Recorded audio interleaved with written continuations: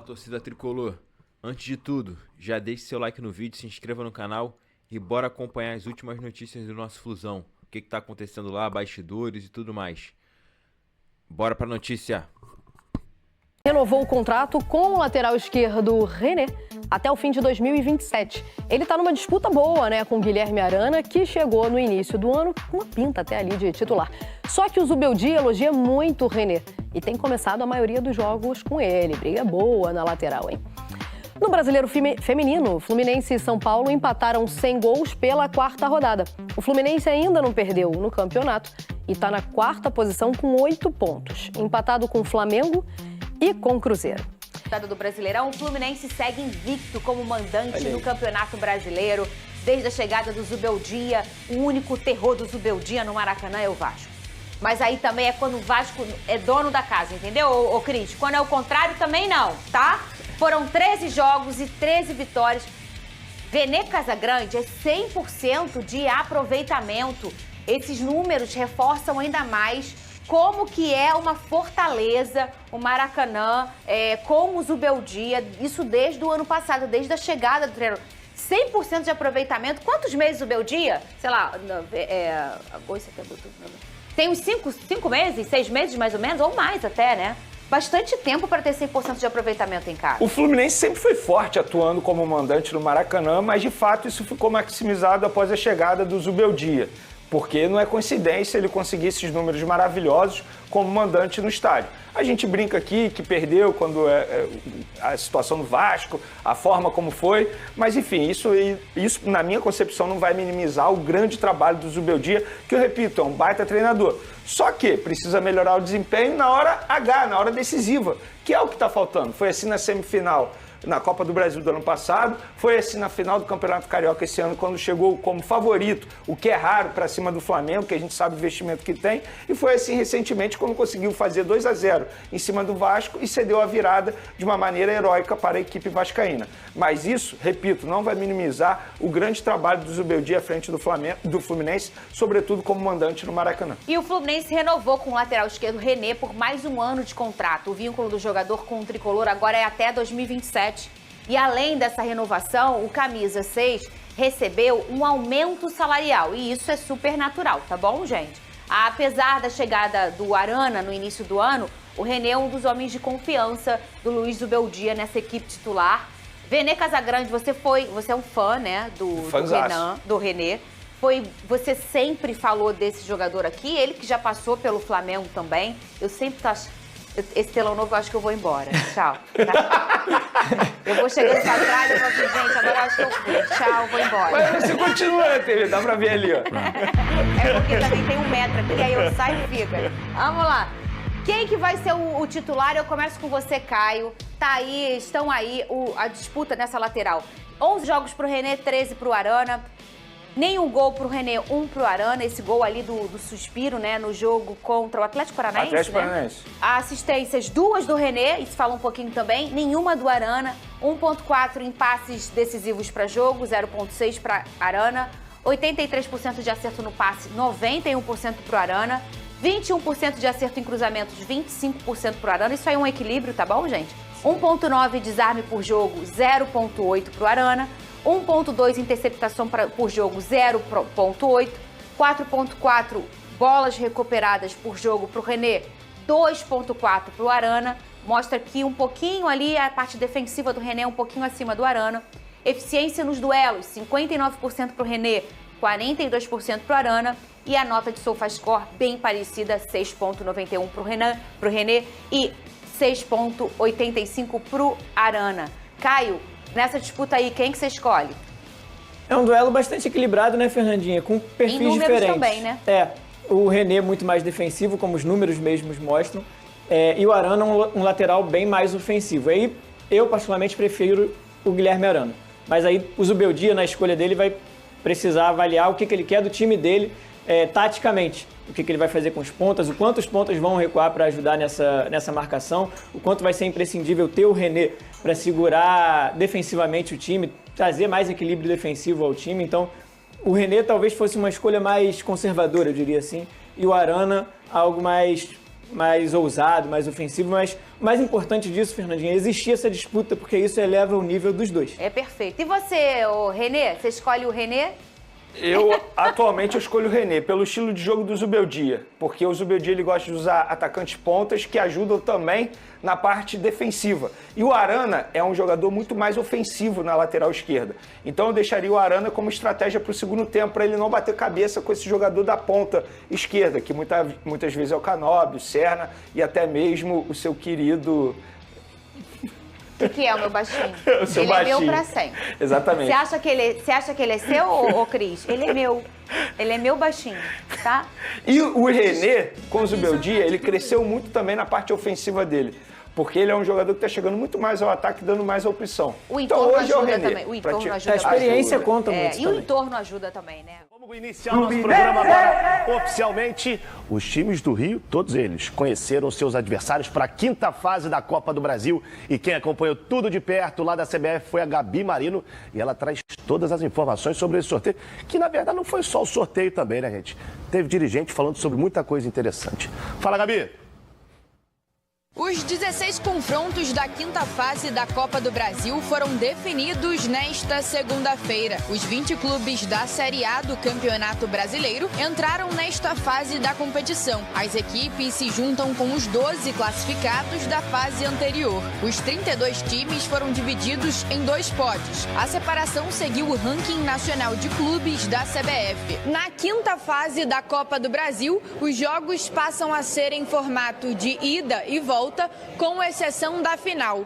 Os jogos de ida estão marcados para os dias 22 e 23 de abril, enquanto as partidas de volta para 13 e 14 de maio. Vamos aos confrontos. Atlético Mineiro e Ceará, Goiás e Cruzeiro, Atlético Paranaense e Atlético Goianiense, Paysandu e Vasco, Fortaleza e CRB, Bahia e Remo, Botafogo e Chapecoense, Bragantino e Mirassol, Barra e Corinthians, Operário e Fluminense, Grêmio e Confiança, Atlético de Minas Gerais e Internacional, Santos e Coritiba, São Paulo e Juventude, Flamengo e Vitória e Palmeiras e Jacuipense. Os times da esquerda mandam o primeiro jogo e decidem fora de casa. Todos os clubes que estão na quinta fase da Copa do Brasil recebem R$2 milhões pela participação. Quem avançar às oitavas ganha mais 3 milhões de premiação. Após o sorteio, dirigentes dos clubes também falaram sobre os principais assuntos da semana. Alessandro Brito, diretor de gestão esportiva do Botafogo, falou sobre a busca do clube por um novo treinador. Fernando Diniz, Hernan Crespo e Vojvoda são nomes que interessam. Alguns treinadores que a gente tem monitorado têm que se encaixar já numa realidade, né? Porque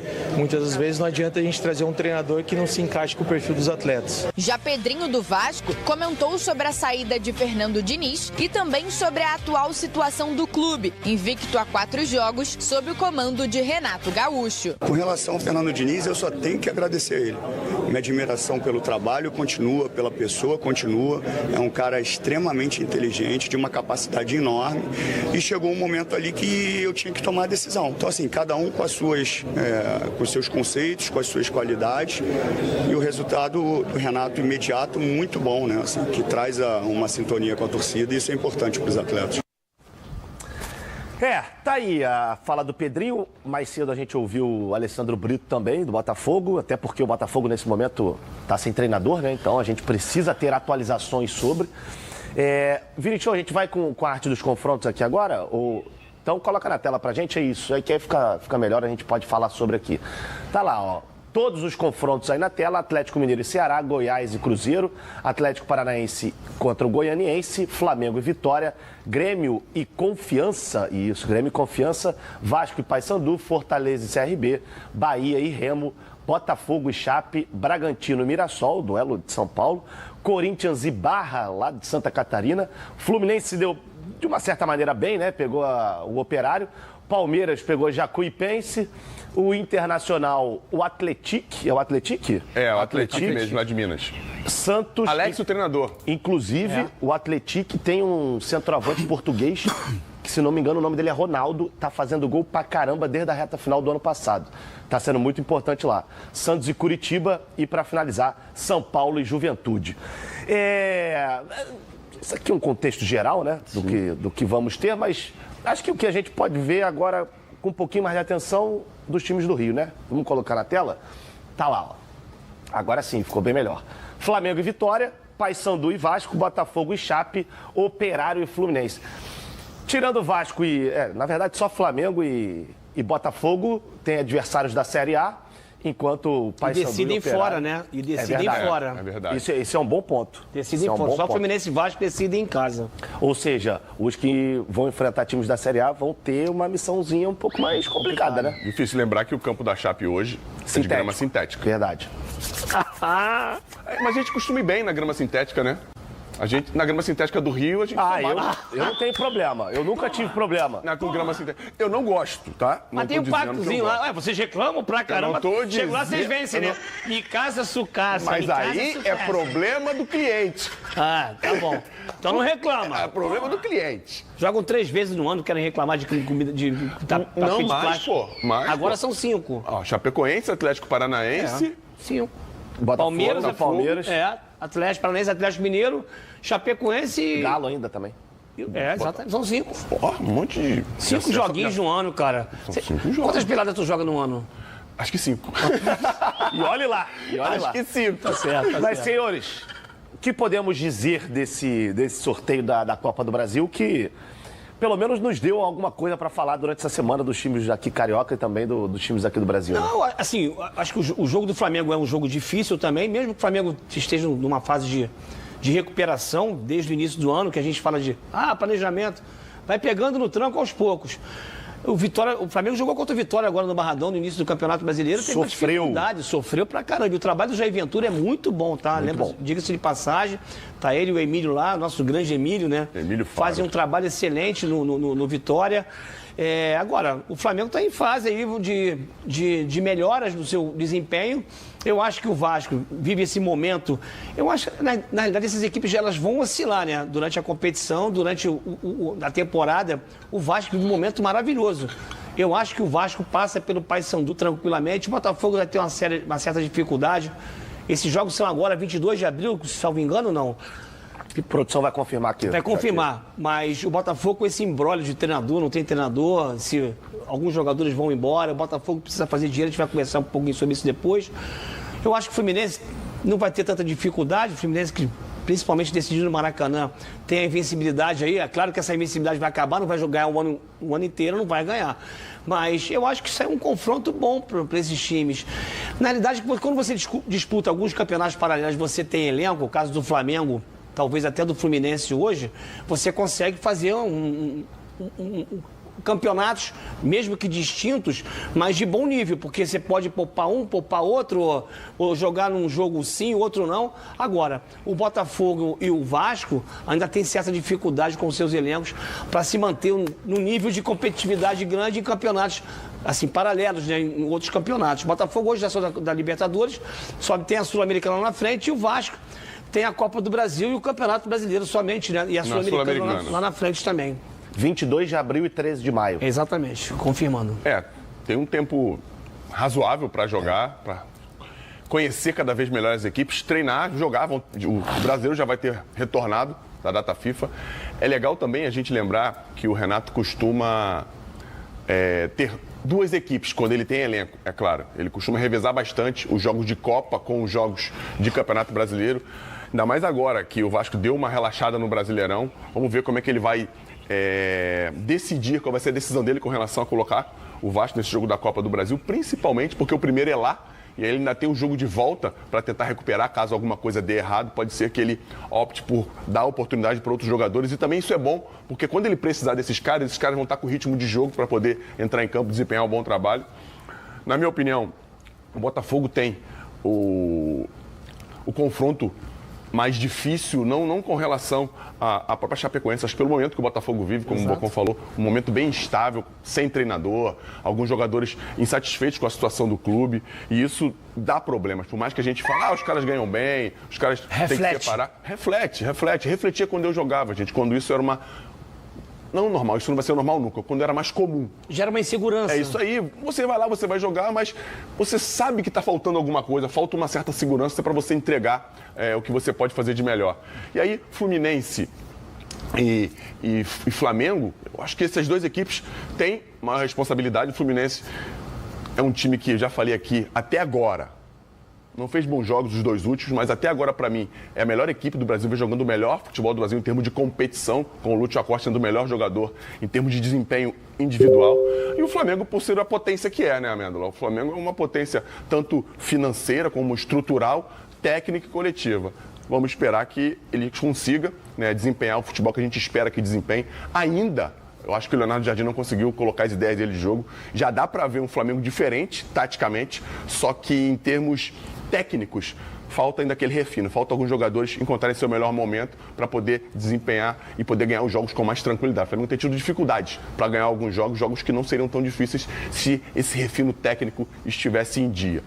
Mas, no fim de tudo, tem que passar o Rio de Janeiro. Com todo respeito aos outros, a gente está aqui para falar bem do Rio e todo mundo tem que passar. E eu acho que há uma grande possibilidade disso acontecer. Né? Isso aí. Não, e fazendo um adendo para pegar essa carona aqui, o Flamengo vai ter a possibilidade agora, dessa data FIFA, de ter ainda mais o time na mão, Leonardo Jardim, mesmo que alguns jogadores tenham sido convocados, mas ele implementar ainda mais o sistema de jogo dele, a ideia de jogo dele. Eu acho que o Flamengo vai sair em vantagem em relação a isso. Claro que o Zubeldia já tem o time consolidado, claro que precisa ajustar ainda algumas coisas dentro do elenco. Agora, performance e desempenho vai muito de acordo com o que o adversário tem para te oferecer, às vezes. Você sai um jogo ruim contra o Atlético Mineiro, mas o resultado foi mais importante naquele momento. Sim. Então, às vezes, prioriza-se muito mais. Ó, gente, a gente não está num bom dia, no vestiário no intervalo, a gente não está num bom dia. Vamos suprir a carência do mau dia, da parte técnica, na parte física e priorizando o resultado final. E lá depois a gente conversa, mas a gente precisa ganhar esse jogo. Não tomar gol. E basicamente é isso. Eu acho que o Fluminense, a custo-benefício, foi sensacional esse ano de contratação, gente. Eu também acho. Fez uma bela janela. Inclusive, tem muito time, né? Que ganha assim. Ah, não joga bem, mas ganha. Um monte. Um verde lá de São Paulo que é rei nisso. Um monte. Né? Jogando bola na área. Não, mas acaba que é o que define. É o que define lá na frente, né? É o que define. Eu já falei isso aqui ontem, a galera, mas não tá jogando bem, o time não entrega ainda. Não tá entregando, mas tá ganhando. É isso. O Tite e o Carille ganharam títulos do Corinthians ganhando de 1-0, pô. É isso aí. O próprio Fluminense. A gente mostrou aqui ontem.